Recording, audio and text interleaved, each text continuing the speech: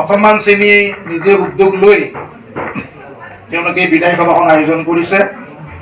দশমমান শ্ৰেণীৰ ল'ৰা ছোৱালীখিনিয়ে কি কয় সেইখিনি তোমালোকে শুনিবা আৰু কৰিবা। শিক্ষাগুৰুসকলৰ আশীৰ্বাদ ল'বলৈ তোমালোকে চেষ্টা কৰা, প্ৰয়াস কৰা। তেনেকৈ তোমালোকে যদি অকণমান শৃংখল হৈ যোৱা, সভা এখন চলাবৰ কাৰণে প্ৰথমতে এজন সভাপতিৰ প্ৰয়োজন হয়। প্ৰথমতে সেই সভাপতিজন চিনাক্ত কৰিবা, তেওঁক বৰণ কৰাব লাগে। গতিকে আজিৰ এই তোমালোকৰ দশমমান শ্ৰেণীৰ বিদায়ী সভাখনৰ সভাপতিৰ আসন গ্ৰহণ কৰিবলৈ আমাৰ বিদ্যালয়ৰ প্ৰধান শ্ৰী চন্দন সিং ডাঙৰীয়াক সভাপতিৰ আসন গ্ৰহণ কৰিবলৈ মই অনুৰোধ জনালোঁ। ধন্যবাদ।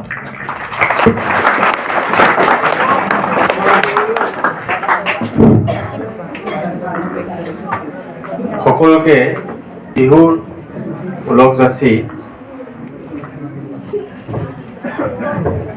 মই সকলোৰে উপস্থিত থকা আমাৰ সন্মানীয় সহকৰ্মী শিক্ষাগুৰু তথা ছাত্ৰ ছাত্ৰীসকলৰ পৰা সহায় সহযোগিতা কামনা কৰি আজিৰ এই অনুষ্ঠানটিত অনুষ্ঠিত হ'বলগীয়া সভাখনত সভাপতি ৰূপে আসন গ্ৰহণ কৰিবৰ কাৰণে মই আসন গ্ৰহণ কৰিলোঁ। ধন্যবাদ। ইতিমধ্যে আমি আজি আয়োজিত সভাৰ কাম আৰম্ভ হৈছে। সভাপতি আসন গ্ৰহণ কৰাৰ লগে লগে সভাপতি এটা কৰ্তব্য আহি পৰে। সেই কৰ্তব্যৰ আওতাৰ ভিতৰত প্ৰথম কামটো হৈছে সভাৰ উদ্দেশ্য ব্যাখ্যা। সভাৰ উদ্দেশ্য ব্যাখ্যা কৰিব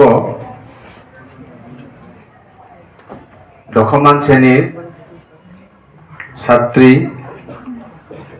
বৰ্ষা সিংহ। বৰ্ষা সিংহক মই আজিৰ এই সভাখনৰ উদ্দেশ্য ব্যাখ্যা কৰিবৰ কাৰণে জনাইছোঁ। নমস্কাৰ। সভাত উপস্থিত মাননীয় সভাপতি মহোদয়, সন্মানীয় শিক্ষাগুৰুসকল আৰু মৰমৰ বন্ধু বান্ধৱী তথা ভাতৃ বন্ধুসকল, সকলোলৈকে সভাত অংশগ্ৰহণ কৰিবলৈ অশেষ ধন্যবাদ জ্ঞাপন কৰিলোঁ। আজি জানুৱাৰী 2026 বৰ্ষৰ 9 তাৰিখে আমি দশমমানৰ সকলো ছাত্ৰ ছাত্ৰীৰ বিদ্যালয়ত শেষটো দিম। সেয়ে আজিৰ সভাত আমি আটাইবোৰ দশম শ্ৰেণীৰ ছাত্ৰ ছাত্ৰীসকলে একগোট হৈ সন্মানীয় শিক্ষাগুৰুসকলৰ পৰা আশীৰ্বাদ লৈ আগন্তুক জীৱনত সফল হোৱাৰ ইচ্ছাৰে বিদ্যালয়ৰ পৰা বিদায় ল'বলৈ সাজু হৈছোঁ। আজিৰ সভাৰ উদ্দেশ্য ইমানেই। ধন্যবাদ।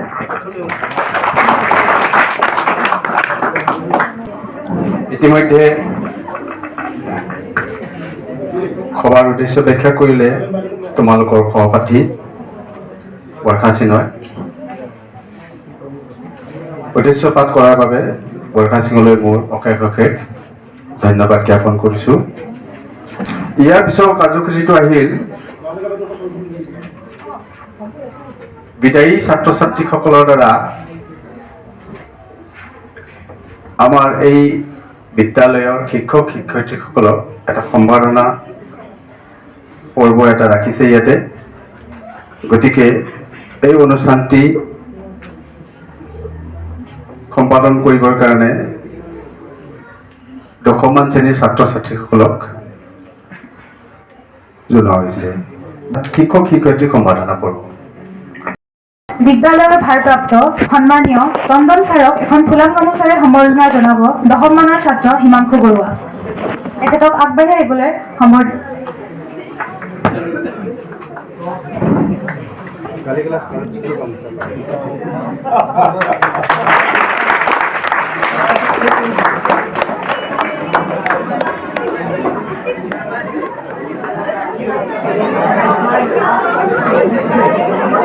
ইয়াৰ পাছত সন্মানীয় মীৰা বাইদেউক এখনি ফুলাম গামোচাৰে সম্বৰ্ধনা জনাব দশমমানৰ ছাত্ৰ আদিত্য সিনহা।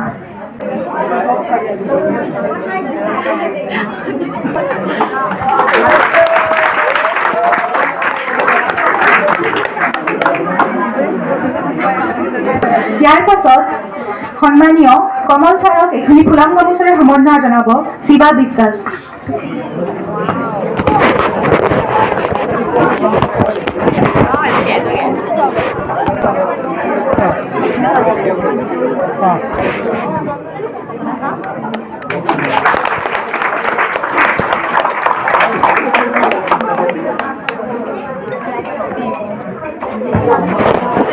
ইয়াৰ পাছত সন্মানীয় ব্ৰজেশ্বৰী বাইদেউক এখনি ফুলাম গামোচাৰে সম্বৰ্ধনা জনাব পূৰ্ণিমা ৰয়।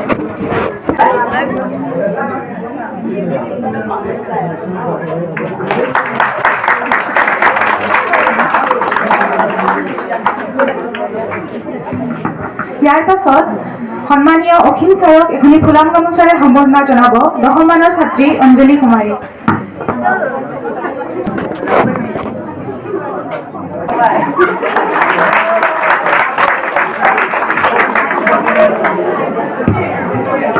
ইয়াৰ পাছত সন্মানীয় উপেন্দ্ৰ ছাৰক এখনি ফুলাম গামোচাৰে সম্বৰ্ধনা জনাব 10 মানৰ ছাত্ৰী মীনাতী মন্ত্ৰী।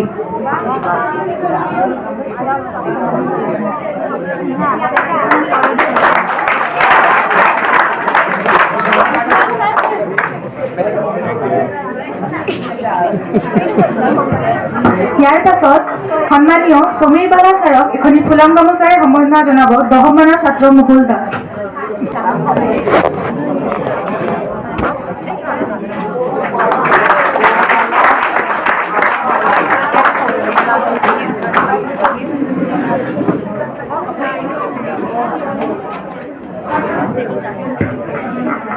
ইয়াৰ পাছত সন্মানীয় চিএম ছাৰক এখনি ফুলাম গামোচাৰে সম্বৰ্ধনা জনাব 10 মানৰ ছাত্ৰী প্ৰেমলতা দেৱী।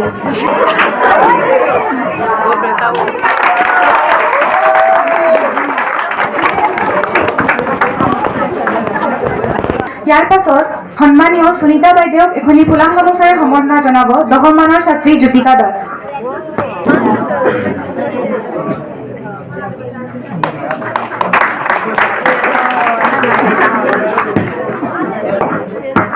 ইয়াৰ পাছত এখনি ফুলাম গামোচাৰে সম্বৰ্ধনা জনাব সন্মানীয় নয়নিকা বাইদেউক 10 মানৰ ছাত্ৰ অমিত ভূমিক।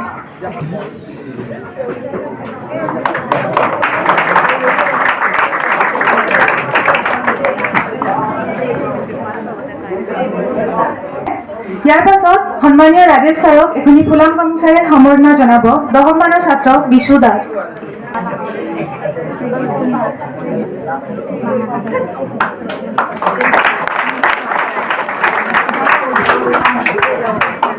ইয়াৰ পাছত সন্মানীয় জিতেন্দ্ৰ ছাৰক এখনি ফুলাম গামোচাৰে সম্বৰ্ধনা জনাব 10 মানৰ ছাত্ৰ TH অমিত সিংহা।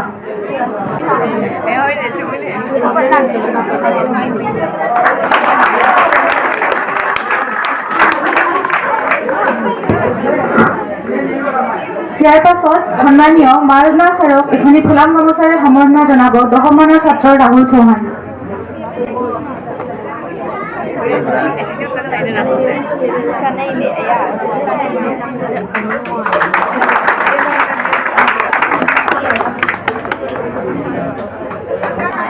ইয়াৰ পাছত সন্মানীয় অংকুৰ ছাৰক এখনি ফুলাম গামোচাৰে সম্বৰ্ধনা জনাব 10 মানৰ ছাত্ৰ অমিত দেৱনাথ।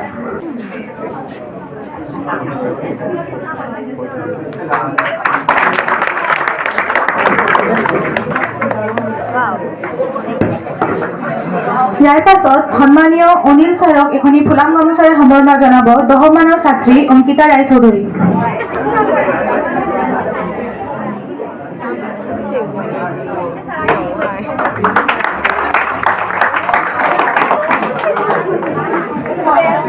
ইয়াৰ পাছত সন্মানীয় জ্যোতিকা বাইদেউক এখনি ফুলাম গামোচাৰে সম্বৰ্ধনা জনাব 10 মানৰ ছাত্ৰ সন্দীপ ছেত্ৰী।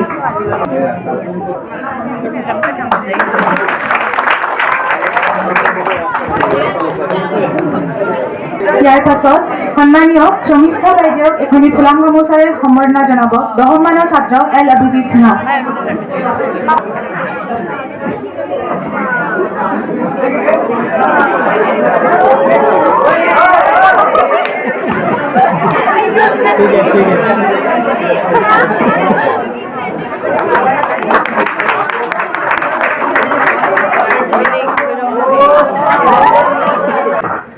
ইয়াৰ পাছত সন্মানীয় প্ৰতিভা বাইদেউক এখনি ফুলাম গামোচাৰে সম্বৰ্ধনা জনাব 10 মানৰ ছাত্ৰী ৰিয়া কুণ্ডু।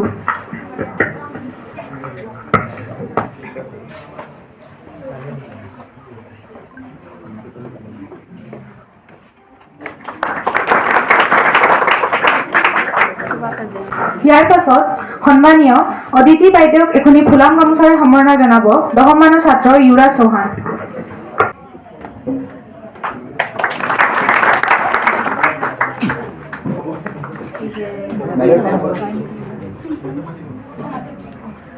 এইখিনিতে আমাৰ প্ৰথমটো কাৰ্যসূচী সম্বৰ্ধনা কাৰ্যৰ অন্ত পৰিল। ইয়াৰ পাছত পৰৱৰ্তী কাৰ্যসূচীলৈ আগবাঢ়িব বিচাৰিছো।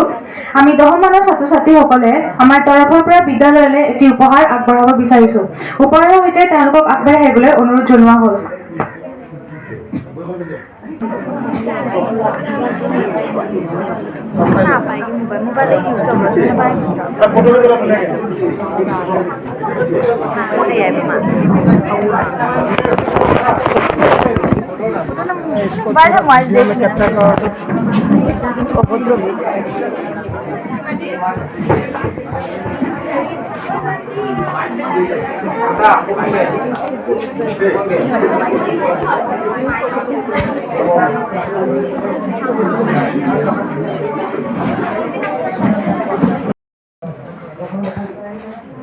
আমাৰ বিদ্যালয়ৰ সন্মানীয় শিক্ষাগুৰুবৃন্দ, উপস্থিত ছাত্ৰ ছাত্ৰীসকল, 10ম শ্ৰেণীৰ বিদায়ী ছাত্ৰসকলে যিখিনি তেওঁলোকৰ স্মৃতিৰ চিনস্বৰূপে আমালৈ যিটো বস্তু দিছে, আমি সাদৰেৰে গ্ৰহণ কৰি তেখেতসকলৰ সকলোলৈকে বিদ্যালয়ৰ তৰফৰ পৰা অশেষ অশেষ ধন্যবাদ জ্ঞাপন কৰাৰ লগতে আগন্তুক পৰীক্ষাত সুকলমে উত্তীৰ্ণ হৈ নিজৰ লগতে বিদ্যালয় চৌপাশ তথা পৰিৱেশ অঞ্চল সকলোতে তেওঁলোকৰ সুনাম অৰ্জন কঢ়িয়াই আনিবৰ কাৰণে আশীৰ্বাদ যাচিছোঁ। ইয়াৰ পিছৰ কাৰ্যসূচীটো আহিছে বিদায়ী ছাত্ৰ ছাত্ৰীসকলৰ ফালৰ পৰা দুই এষাৰ। এতিয়া তোমালোকৰ মাজত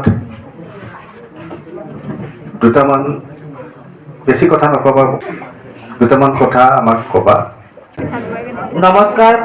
মাননীয় সভাপতি মহোদয়, সন্মানীয় শিক্ষকগুৰুসকল, মৰমৰ বন্ধু বান্ধৱী আৰু ভাইটি ভণ্টিসকল, মোক আজিৰ সভাৰ দুই এষাৰ ক'বলৈ দিয়াত শিক্ষাগুৰুসকলক ধন্যবাদ জ্ঞাপন কৰিছোঁ।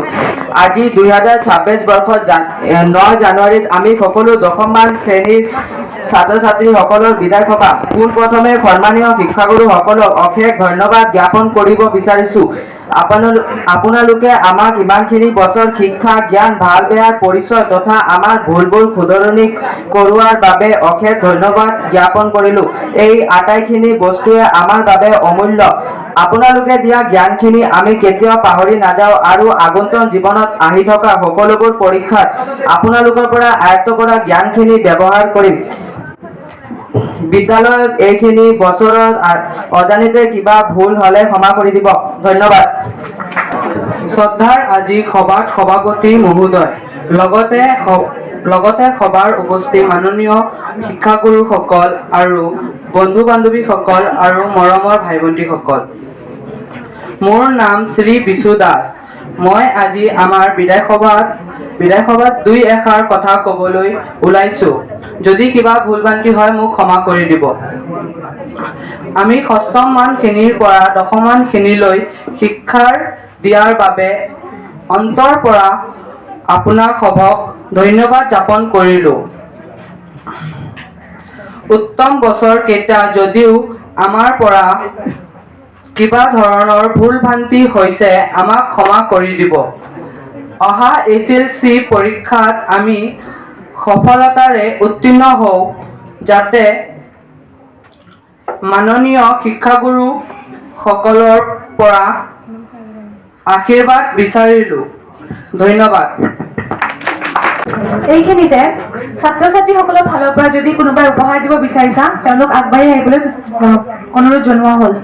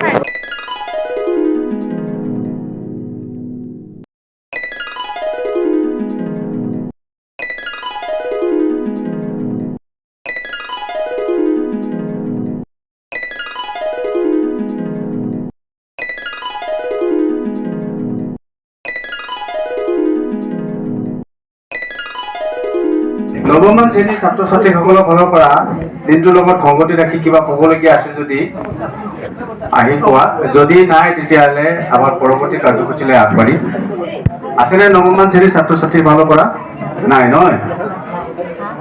নাই।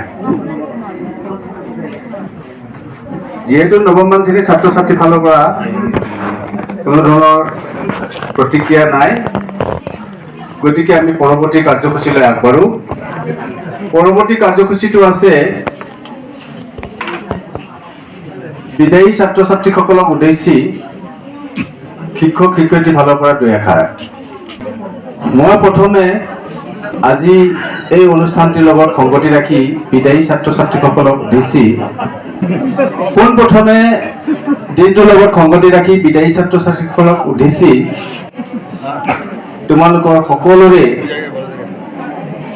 প্ৰিয় শিক্ষক আৰু আমাৰ শিক্ষক গোটৰ ফালৰ পৰা সকলোৰে আদৰৰ মোৰ সহকৰ্মী শ্ৰীযুত কমল সিং ডাঙৰীয়া দেৱে দিনটোৰ লগত সংগতি ৰাখি দুটামান ক'বৰ কাৰণে অনুৰোধ জনাইছোঁ।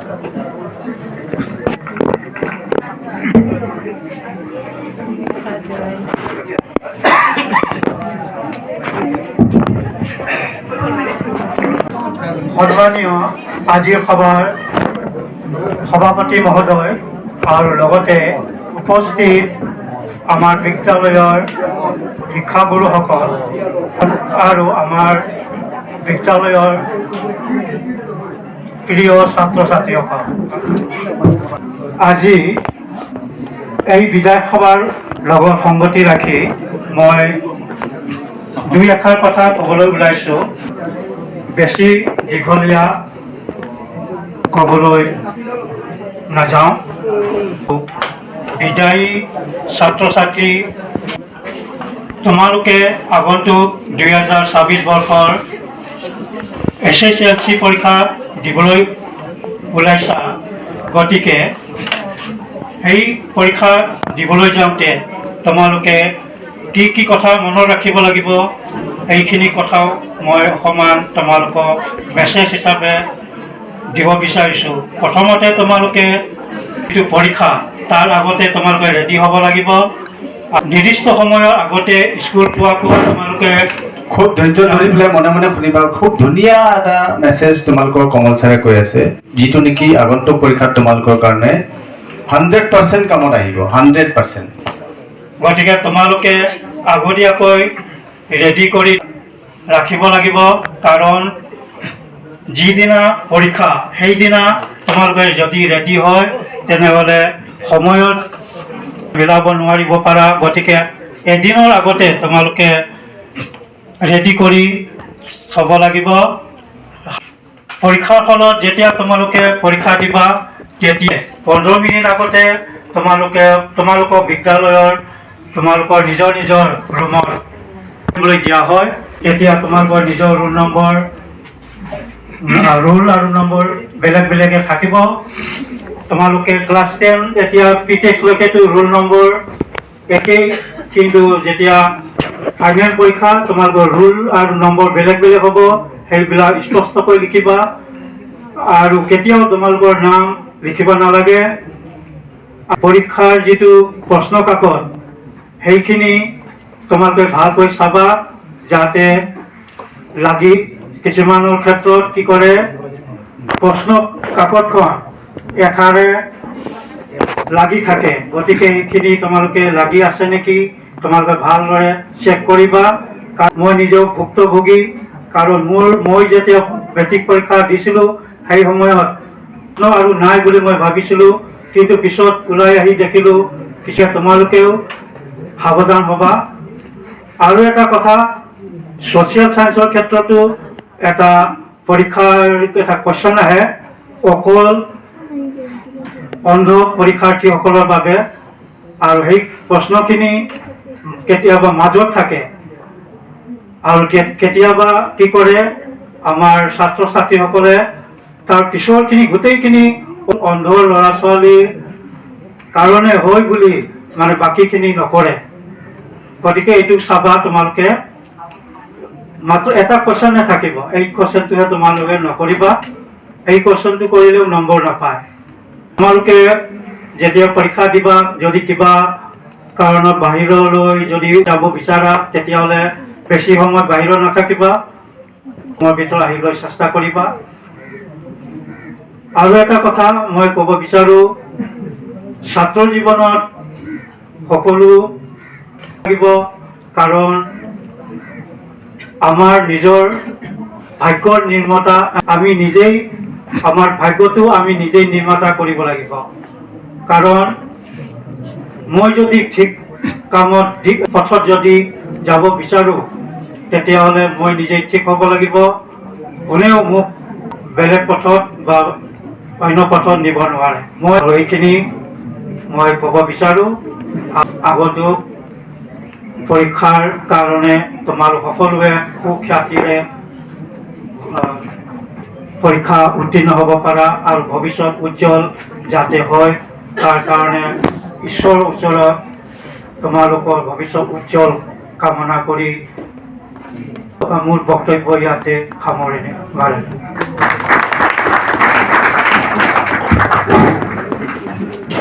ধন্যবাদ।